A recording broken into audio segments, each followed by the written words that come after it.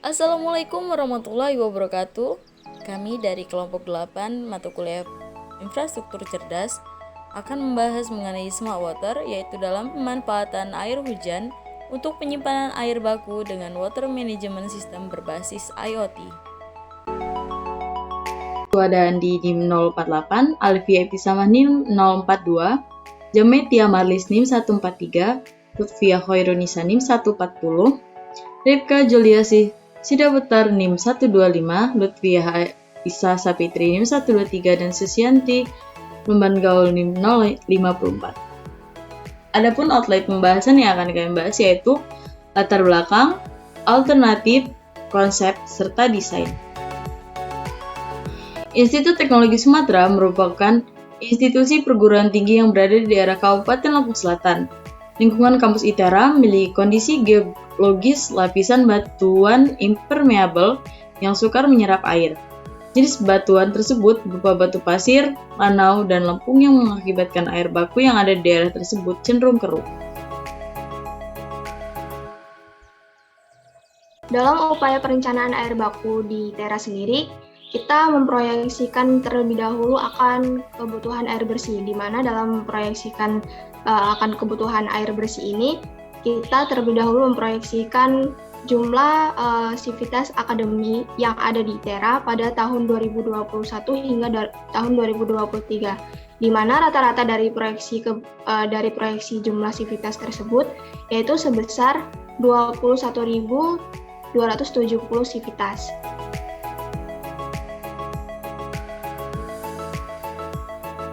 Dari hasil proyeksi jumlah sivitas tahun 2021 hingga tahun 2030, kita selanjutnya memproyeksikan akan kebutuhan air bersih pada tahun 2021 hingga tahun 2030, di mana rata-rata proyeksi akan kebutuhan air bersih ini yaitu sebesar 76 juta liter per tahun.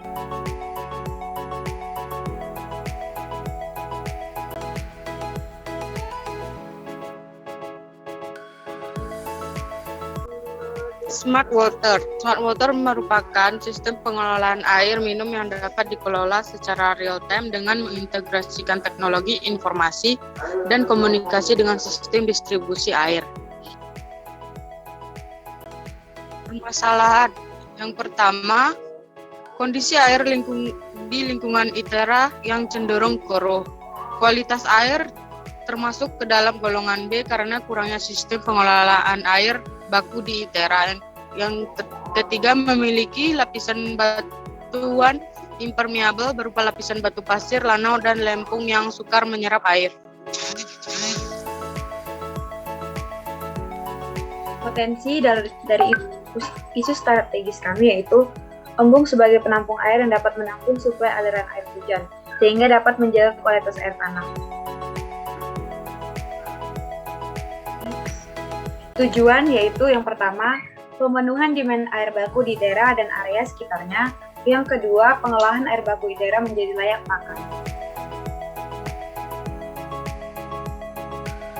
Kami menggunakan dua alternatif. Yang pertama, pengelolaan air hujan dengan memanfaatkan air hujan yang nantinya menggunakan sistem filtering menjadi air baku. Alternatif ini dapat digunakan dan dimanfaatkan untuk sivitas akademik ITERA.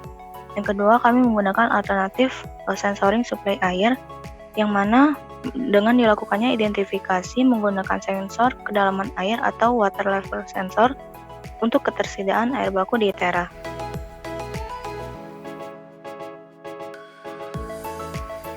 Konsep yang pertama adalah konsep rainwater management. Konsep ini menggambarkan bagaimana fasilitas pengolahan tersebut berada dalam persil atau batas tanah yang dimiliki tanpa disalurkan menjadi satu dengan yang lainnya.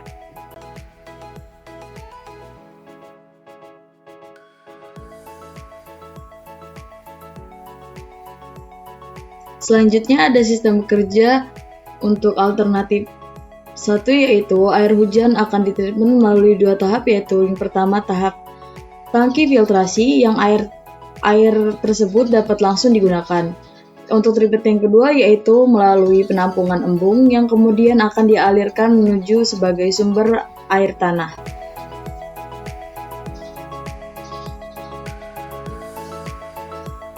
Untuk konsep kedua, kami menggunakan IoT sebagai sensor water management, di mana dalam pengelolaan air dikendalikan oleh sensor kedalaman air atau water level sensor.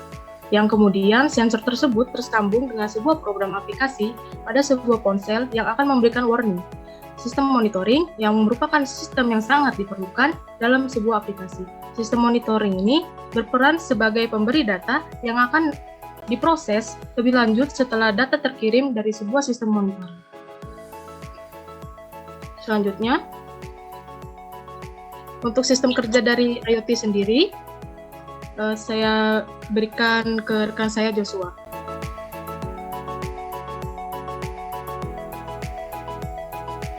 Untuk sistem kerja, sensor akan diletakkan ke dalam water tank yang sensor ini akan memberikan sinyal kepada controller yang kemudian datanya akan disimpan ke dalam database. Dalam database ini kemudian akan diolah melalui machine learning yang memberikan sinyal, dan kemudian controller ini juga menyimpan data melalui call saver yang akan disambungkan menggunakan aplikasi yang kita gunakan.